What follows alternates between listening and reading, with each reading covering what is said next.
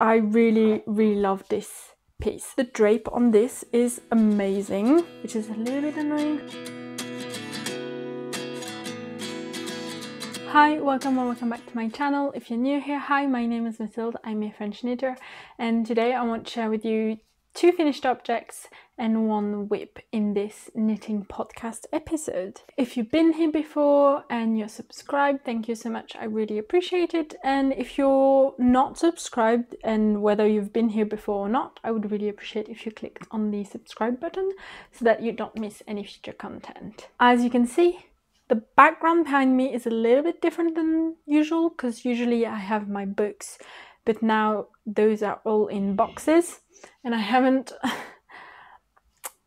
I still want my yarn shelf for now, so usually it's up higher because of my cat, to avoid him eating the yarn, but he's at my sister's for a few weeks whilst we prepare for the move, so I can put it right above me so that we can all appreciate it in this episode. But yeah, I'm moving soon, so I don't know when the next podcast episode will be.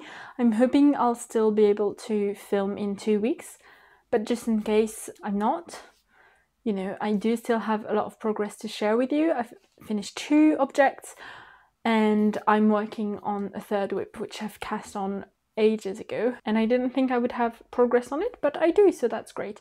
I did take 3 weeks between the last podcast and this one, just because otherwise I felt like I wouldn't have a lot of things to show you, and because I've uploaded a vlog last week, it just made sense to upload the vlog before I talked about the finished objects that were in the vlog, if that makes sense.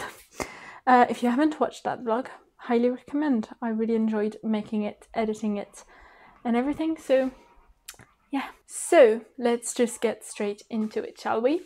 The first finished object that I want to share with you is my Poppy Blouse, which I'm wearing now. It's a little bit creased, so I hope you forgive me for that. It's been folded, it's been really hot in France, we've had a heat wave. Today it's gloomy, it's raining, it's amazing, it's my favorite weather, especially after a heat wave. It's so good. I hope you can't hear the dog from neighbours, but you probably can. Apologies. Yeah, so it means it's the first time I've been able to wear it, and I really love this piece. So this is a test knit that I did for Joanne from testknits, who's a newer designer. She's released a few patterns earlier this year, and I've test knitted for her before, and I really love her patterns, and this one is no different. I really enjoyed knitting on this, and I love the finished piece. This yarn was sponsored for the test knit, so I used Onling number 21, which is a blend of cotton and linen, and it feels really amazing. I held it single for this knit, and I think on, like, I would say up to 25 degrees I could wear it. If it's above that, because it's a long sleeve, it would definitely feel a little bit warm, but I think it's really appropriate for the summer, and you could make it short sleeve and then it would be great even on warmer days, I think. Obviously today is maybe 20 degrees maximum, so I can't really attest to how it wears in the really hot weather, but maybe a bit later in the summer I can tell you that. This was my first time using this yarn and I really enjoyed it. I do have 2 skeins left because this piece, the Poppy Blouse, is also a dress, or can be knit as a dress. There are instructions in the patterns to knit it as a dress, and to include waist shaping and hip shaping. I chose to make the blouse version because I thought I would get more wear out of it, and so that's why I have 2 skeins left. So I used 6 skeins of Onling number 21. Let me get the specs for this one. So I cast this on the 31st of May and I finished it on the 24th of June. So it was on my needles for 24 days, which is quite quick for a fingering weight garment, but it was a test knit. I had a deadline, so it really kind of pushed me or motivated me to finish it by the deadline, and it was a really enjoyable knit. It's a raglan with that kind of simple lace detail at the raglan side, and otherwise it's just stockinette. It does have short shaping at the back, and yeah, at the back, And then there are decreases in the sleeves, and then towards the end of the sleeves there's a couple of increases to make a sort of bell-shaped sleeve, which you probably can't see, hard to show. So because it's kind of mindless stockinette, it was really pleasant to knit. It's also because it was really warm, this was kind of one of the only pieces that I could knit on that I had already cast on, because otherwise I could have cast on something else, but you know. The pattern is not out yet. I'm not sure when Joanne is going to release it, because I think she's taking a bit of a break. So I think it was supposed to come out late June, but I don't know when it's going to come out. I will let you know on the podcast as well as on the Instagram when it's out, if you're interested in the pattern. Because of that, I'm not sure of the price of the pattern, so I can't take that into account when I tell you the price of that finished piece. And then for the yarn, if I had bought this yarn myself, I would have paid €53.34 for the 6 skeins. But because I had 2 more, I'll include that as well, just to give you guys an idea of, like, if you were to make the dress pattern in my size, which was size 3, I didn't mention, but I knitted size, I think it's medium in the pattern, it's size medium. And so if I had bought the full 8 skeins, it would have been €71.12. So I'll try to see how much her patterns usually go for and write the total amount of what I would have paid if I had purchased the pattern as well as the yarn myself. And that would be the total cost of this project for myself. Yeah, I'm really happy with this project. Oh, I didn't mention, but it's finished with I-cord edges, so on the neckline, on the sleeves as well as on the body. I used 3.5mm needles for the whole body instead of 3mm recommended in the pattern, because that's what I got gauge with. And then for the I-cord, you were supposed to go down, 0.5mm. But I'm a very tight knitter, as I've said before, and the I-cord edges I've knit in the past, if I followed the usual size or like needle size, I would make it way too tight. So I asked Joanne her opinion, like whether I should, because for the body and I think also for the sleeves, it included some decreases that you were doing as you were doing the I-cord edge. So I asked her, should I keep the same needle size, or like 3mm for me, but not do the decreases, or should I go up a needle size instead of down and do the decreases? And she recommended doing the second one. So I used 4mm for the I-cord edges, and I did the decreases recommended in the pattern for the sleeves and the body, but not for the neckline. It doesn't have any decreases. And yeah, I think it looks stunning. Let me know what you think in the comments. And let's talk about the second finished object of this podcast. So I'm not gonna lie, I didn't think I was gonna have this completely finished by today, but it is finished, washed and blocked, and looking stunning. So there we go. This is another test knit that I did, but this one was for Ozetta, Hayley, and so this is the clay tee.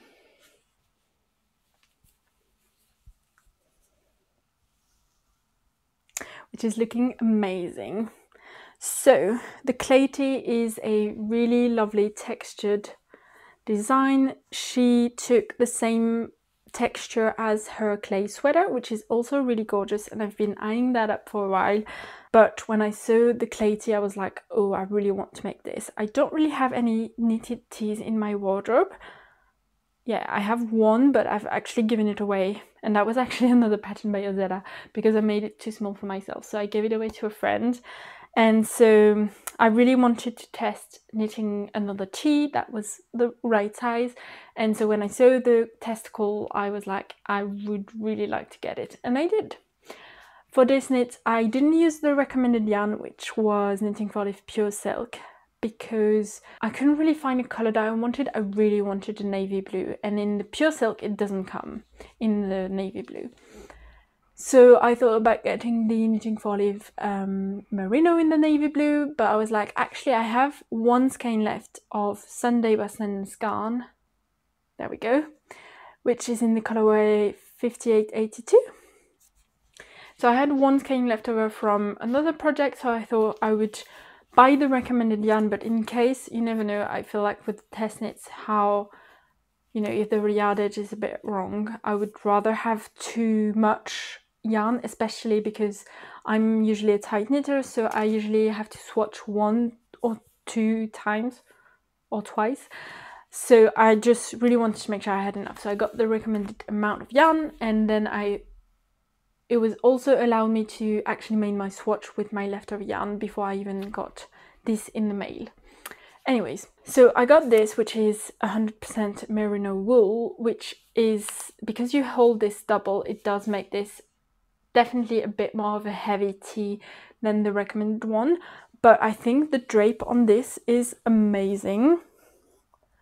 It's definitely going to be, you know, a little bit warmer than pure silk, but I'm really loving how it feels and how it looks. So that's what I used, and I didn't think about it, but I could have bought Knitting for Live cotton merino in the navy blue, which I think would make this, you know, a little bit more wearable in the summer. We'll see. I'll get back to you on how much I can wear this in the summer, if I can or not, depending on how warm the days are. I think maybe I'll do like roundup videos of my summer knits at the end of the summer, like how it's worn and everything. Maybe that could be helpful. But yeah, I've just finished blocking this morning, so I haven't worn it quite yet in the wild, but hopefully I can in the next few days and let you know about that. But I'm really loving how it looks. The only sort of modification that I made, let me talk maybe about the design first. So last time I think I had just finished the back panel, and this is a drop shoulder tee, which features this really lovely, you do increases around this like ridges. Hopefully you can see that. Yeah, there you go, which is really pretty. And then you pick up for the front like on that seam, and so it's really seamless because of those like 3 of that. I don't know if you're gonna, this is really hard to show.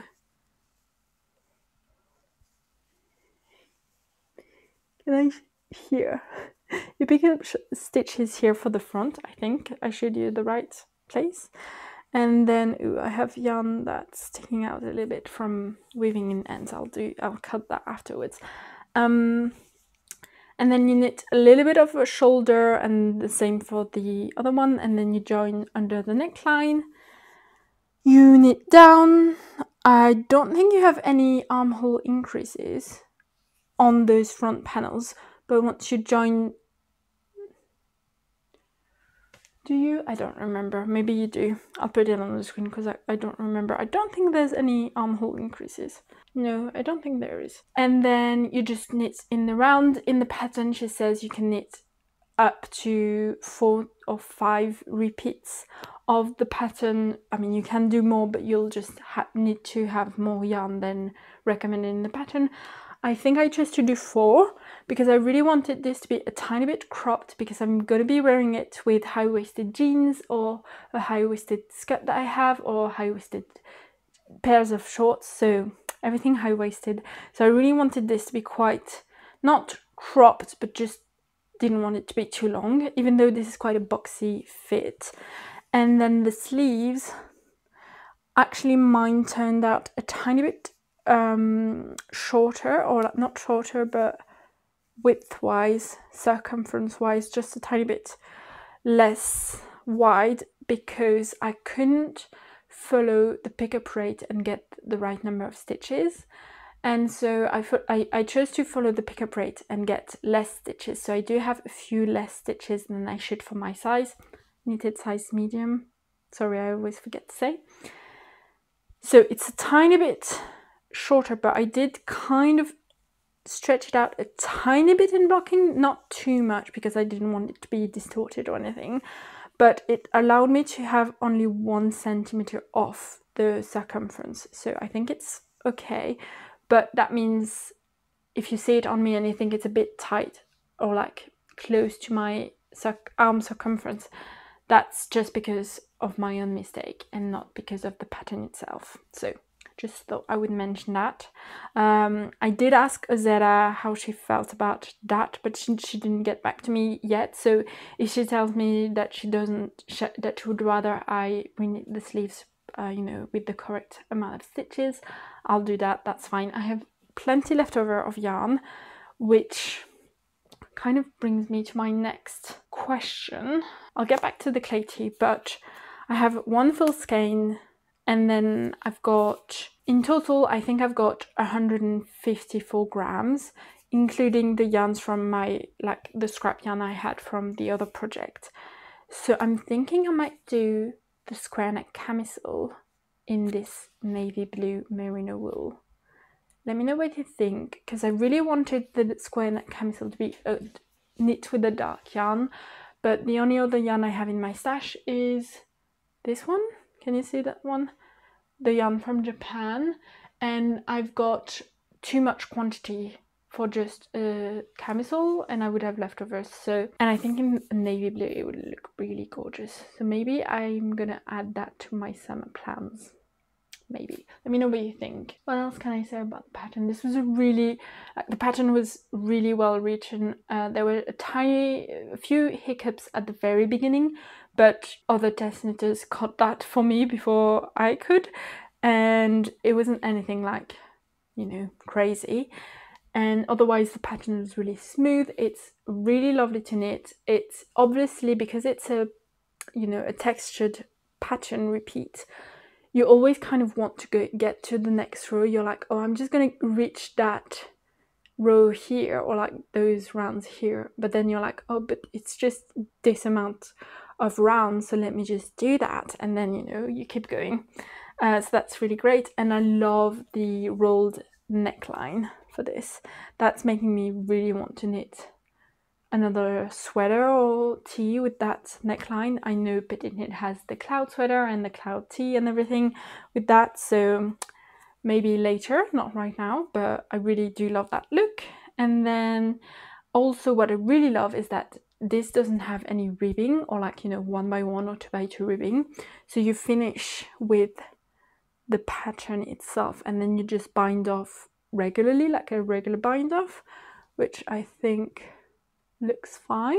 I did go up in needle size for this. I think I used 4.5mm needles, and for the bind off, because I'm a tight knitter, I went up to 5mm for just bind off on the neckline as well. The pattern as of when I'm filming is not out. I think it might be out in the week that I'm filming this podcast, so, or that I'm uploading this podcast, so if it is, I'll put it in the link down below so that you can go check it out, because it's a great pattern. I think it's a great summer tee. And definitely go on Instagram to check out the other test knitters versions, because I think most of them, if not all, used pure silk by Knitting for Olive, so you'll get a better feel of how it meant to be. Although I think mine is pretty close to the sample picture by Ozetta, but just in case it's a little bit different. But if you do have some merino wool Sunday by Sunday's Garn or Knitting for Olive merino, even cotton merino, I feel like would suit, and you're not in a crazy hot weather in the summer, I think you can get away with knitting this with merino wool. That's it for the clay tee. Let me actually, that's not it. Let me tell you a bit about the specs for this one. So I cast this on the 12th of June and I finished it on the 4th of July. And so this took me 22 days to knit. This is, as I said, fingering, oh, it's raining. Maybe you can hear that. Oh, it's raining a lot. Okay, it is fingering weight yarn held double, so obviously it's a bit of a quicker knit than just, for example, this one. I did buy the yarn myself for the clay tee, and so that was 51.21 euros. I think this is only including the total amount of yarn that I actually used, not the leftover skeins. So bear that in mind. And I don't know yet the price of the pattern. I'm assuming it's going to be a regular price for Ozetta's tees, so let me look that up. So for example, the Moonset tee, which is another design by Ozetta, is around 8.51 euros. The total cost for me for that project, if I had bought the pattern myself, would have been 59.72 euros, which is maybe pretty expensive for a tee. I think for what I usually try to buy in terms of t-shirts, if it's a good quality, something that I'm gonna keep in my wardrobe for years, that's about the price I would pay. 50. I don't think I would go above that, so I'm really happy with that. And this is my first time using Sunday held double and on its own, like not with a mohair, so I'm really like keen to see how it's gonna look. I forgot to talk about one feature of that pattern actually, sorry. This has a really lovely detail, which around the body it's got slip stitches so that the seam, kind of the faux seam between the back panel and the front panel is looking great, you know, because you do have those kind of textured stripe, and that also runs, maybe I can show you like this, below the sleeve. So you do have to make sure, which I think wasn't really mentioned in the pattern, but a few test knitters mentioned that it would be good to say, you do have to connect, if you want, the body here to here. I don't know if that's, yeah, I think you can see I tried my best to do that, but also nobody's gonna see the underneath of my sleeve, so if it didn't really match up, that would have been fine, I think. So that is the clay tee by Ozetta. I really recommend this one as well, so I will try to link it down below if it's out already.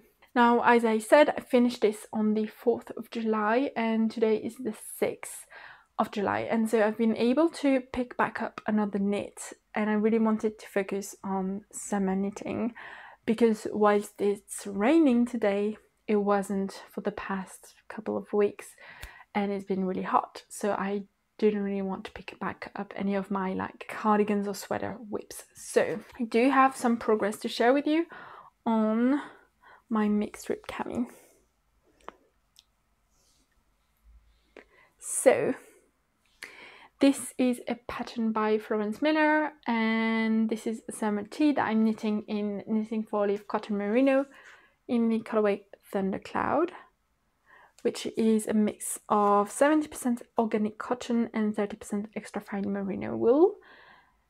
And it's a really lovely yarn. I've mentioned this before, it's my first time using it, but I'm really enjoying it. And I'm really enjoying this pattern. Now, I will try it on for you in that footage, and you'll see that it's definitely, I think, a little bit bigger than it should be on me. Now, I am using the recommended needle size, which is 3mm needles, and because of that, I couldn't read gauge, and so I just chose to knit a size up.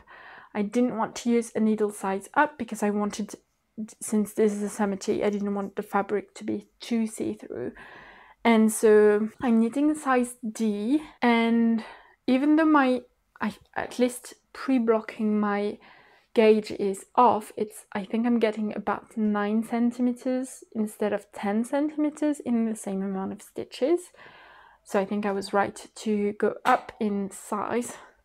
Sorry, where I'm sitting is making a bit of a noise. So it's a tiny bit bigger on me, and I didn't check the row gauge, but also the armhole is a bit deep. You can see my bra, which I'm hoping is going to be fixed when I pick up for the I-cord edges. We'll see. When I showed you this whip last, I think I had about just 1 centimeter under the armholes, so I think I'm at like 7 centimeters now, which is pretty good. And I've started the waist shaping, so I was always going to do waist shaping because that's something I really wanted to try, but I especially wanted to make it when I saw that this was a tiny bit big. So I think what I'm going to do is, because this isn't really mentioned in the pattern, I'm not going to talk about the construction because I've mentioned it a bunch of times, but just about the shaping here.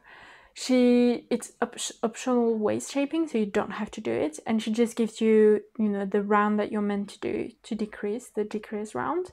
And then she doesn't really give you an amount of waist shaping or like of rounds to make, or she doesn't give you even a formula to kind of figure out how many decreases you're supposed to do. She just kind of says, try it on as you go to see if it makes sense or not.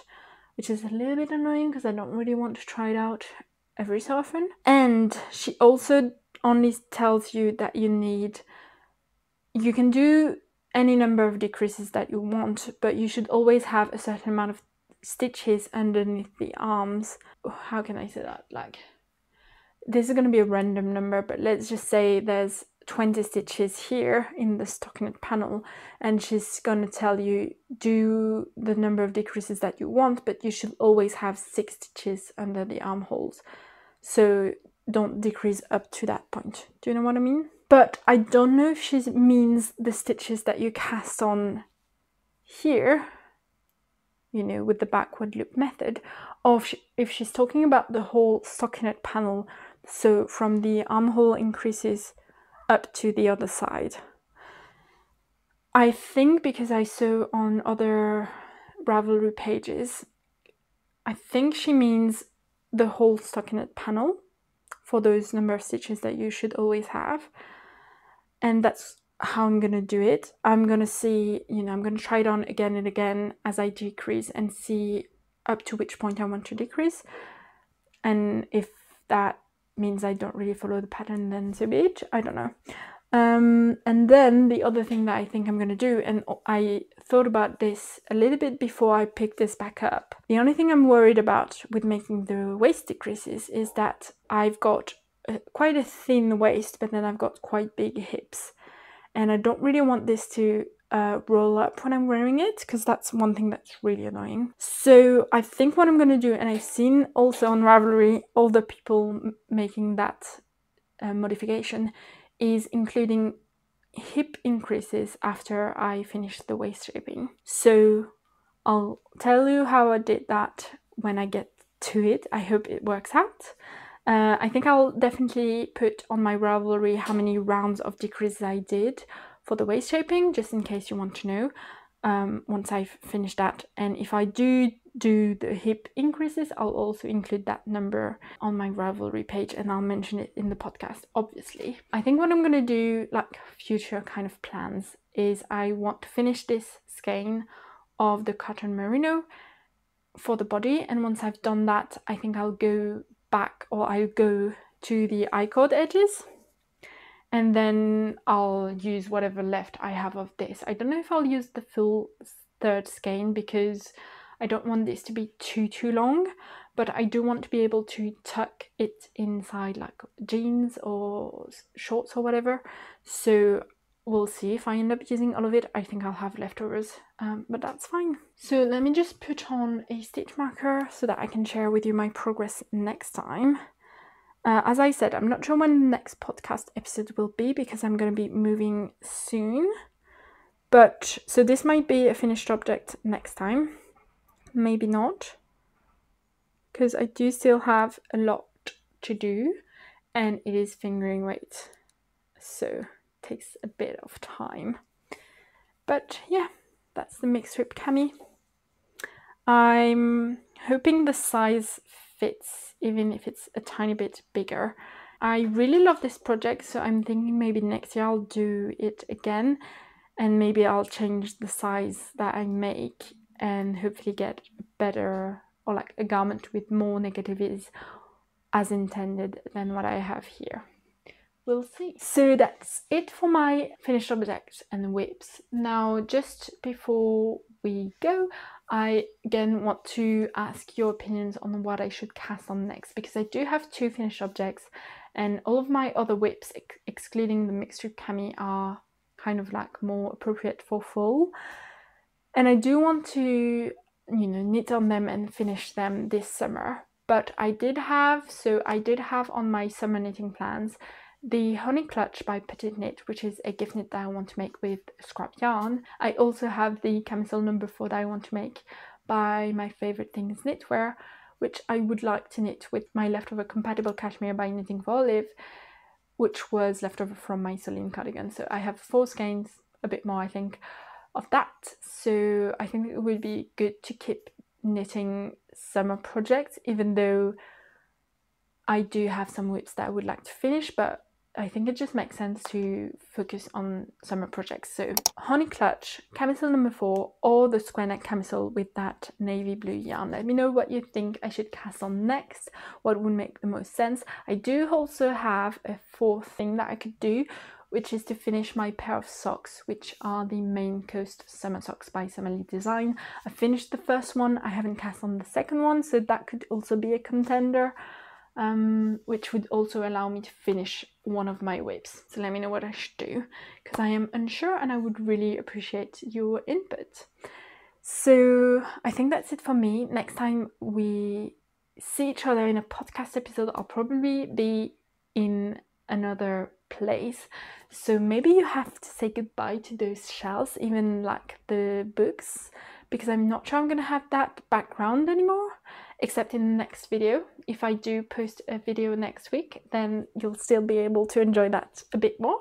But if not, I hope you enjoyed this video. I hope you're excited about my next knitting corner, and I'll see you in the next one.